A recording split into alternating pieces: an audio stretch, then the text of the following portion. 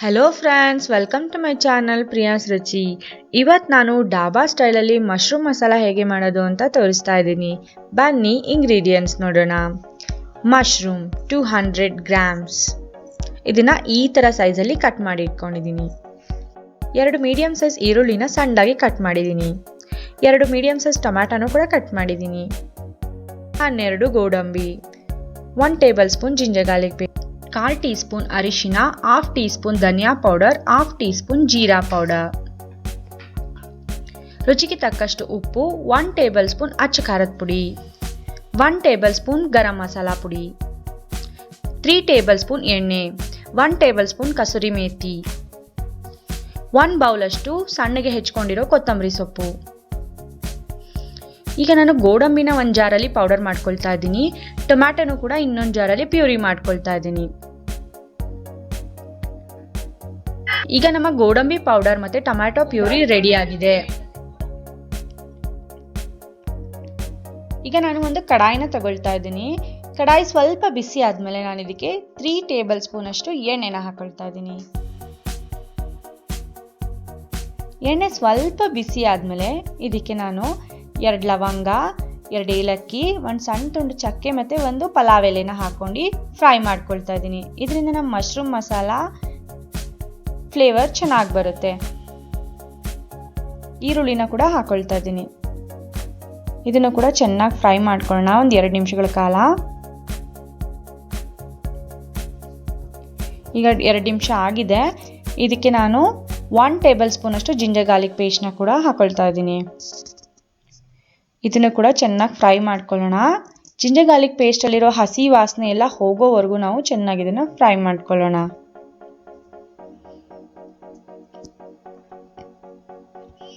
ಈಗ ಫ್ರೈ ಆಗಿದೆ. ಇದಕ್ಕೆ ನಾನು ಅರಿಶಿನ, ಧನಿಯಾ ಪೌಡರ್, ಜೀರಾ ಪೌಡರ್ನ ಹಾಕೊಳ್ತಾ ಇದ್ದೀನಿ. ಇದನ್ನು ಕೂಡ ಚೆನ್ನಾಗಿ ನಾವು ಫ್ರೈ ಮಾಡ್ಕೊಳ್ಳೋಣ. ಇದನ್ನು ನಾವು ಮಸಾಲೆ ಪದಾರ್ಥಗಳನ್ನ ಚೆನ್ನಾಗಿ ಫ್ರೈ ಮಾಡ್ಕೊಳ್ಳೋದ್ರಿಂದ ನಮ್ಮ ಮಶ್ರೂಮ್ ಮಸಾಲ ತುಂಬ ಟೇಸ್ಟಿಯಾಗಿ ಆಗುತ್ತೆ. ಇದು ಹೊತ್ತಬಾರ್ದು ಅಂದರೆ ಇದಕ್ಕೆ ನಾವು 2 ಟೇಬಲ್ ಸ್ಪೂನ್ ಅಷ್ಟು ನೀರನ್ನು ಹಾಕೊಳ್ಳೋಣ. ಇದರಿಂದ ನಮಗೆ ಫ್ರೈ ಮಾಡೋದಕ್ಕೆ ಈಸಿ ಆಗುತ್ತೆ. ಈಗ ಟೊಮ್ಯಾಟೊ ಪ್ಯೂರಿ ಕೂಡ ಹಾಕೊಳ್ತಾ ಇದ್ದೀನಿ. ಟೊಮ್ಯಾಟೊ ಪ್ಯೂರಿ ಹಾಕಿದ್ಮೇಲೆ ಇದನ್ನು ಚೆನ್ನಾಗಿ 5 ನಿಮಿಷಗಳ ಕಾಲ ಫ್ರೈ ಮಾಡಬೇಕು. ಈಗ ಅಚ್ಚ ಖಾರದ ಪುಡಿ ಕೂಡ ಹಾಕೊಳ್ತಾ ಇದ್ದೀನಿ. ಇದು 1 ಟೇಬಲ್ ಸ್ಪೂನ್ ಅಷ್ಟಿದೆ. ಇದನ್ನು ಕೂಡ ಚೆನ್ನಾಗಿ ಫ್ರೈ ಮಾಡ್ಕೊಳ್ಳೋಣ.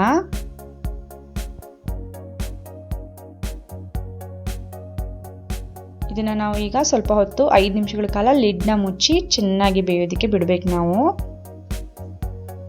ಲಿಡ್ನ ಮುಚ್ತಾ ಇದ್ದೀನಿ.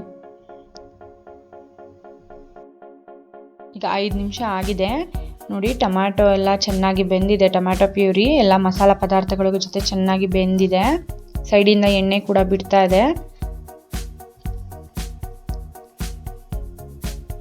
ಈಗ ನಾನು ಇದಕ್ಕೆ ಮಶ್ರೂಮ್ನ ಹಾಕೊಳ್ತಾ ಇದ್ದೀನಿ.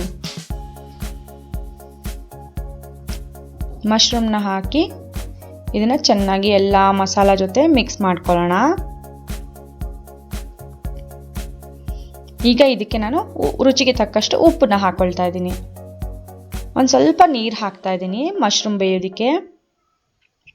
ಈಗ 1 ಟೇಬಲ್ ಸ್ಪೂನ್ ಅಷ್ಟು ಗರಂ ಮಸಾಲಾನು ಹಾಕ್ತಾ ಇದ್ದೀನಿ. ಗೋಡಂಬಿ ಪೌಡರ್ನು ಹಾಕ್ತಾ ಇದ್ದೀನಿ. ಎಲ್ಲಾನು ಚೆನ್ನಾಗಿ ಮಿಕ್ಸಪ್ ಮಾಡಿ ಈಗ ಇದನ್ನ ಚೆನ್ನಾಗಿ ಬೇಯೋದಕ್ಕೆ ಬಿಡೋಣ. ಈಗ ಬೆಂದಿದೆ. ಕೊನೆಗೆ ಇದನ್ನ ಕಸೂರಿ ಮೇಥಿ ಕೂಡ ಹಾಕೊಳ್ಳೋಣ. ಸಣ್ಣದಾಗಿ ಕಟ್ ಮಾಡ್ಕೊಂಡಿರೋ ಕೊತ್ತಂಬರಿ ಸೊಪ್ಪನ್ನು ಕೂಡ ಹಾಕೊಳ್ಳೋಣ. ಎಲ್ಲಾನು ಚೆನ್ನಾಗಿ ಮಿಕ್ಸ್ ಮಾಡ್ಕೊಳ್ಳಿ. ಈಗ ಇದು 2 ನಿಮಿಷಗಳ ಕಾಲ ಸಣ್ಣದಾಗಿ ಬೆಂದ ಮೇಲೆ ಇದಕ್ಕೆ ನೀವು 1 ಟೇಬಲ್ ಸ್ಪೂನ್ ಅಷ್ಟು ತುಪ್ಪನ ಹಾಕೊಳ್ಬಹುದು. ಇದು ಆಪ್ಷನಲ್, ನಿಮಗೆ ಬೇಕಿದ್ರೆ ಹಾಕೊಳ್ಳಿ, ಇಲ್ಲ ಅಂದರೆ ಹಾಗೇನೆ ಕೂಡ ನಡೆಯುತ್ತೆ.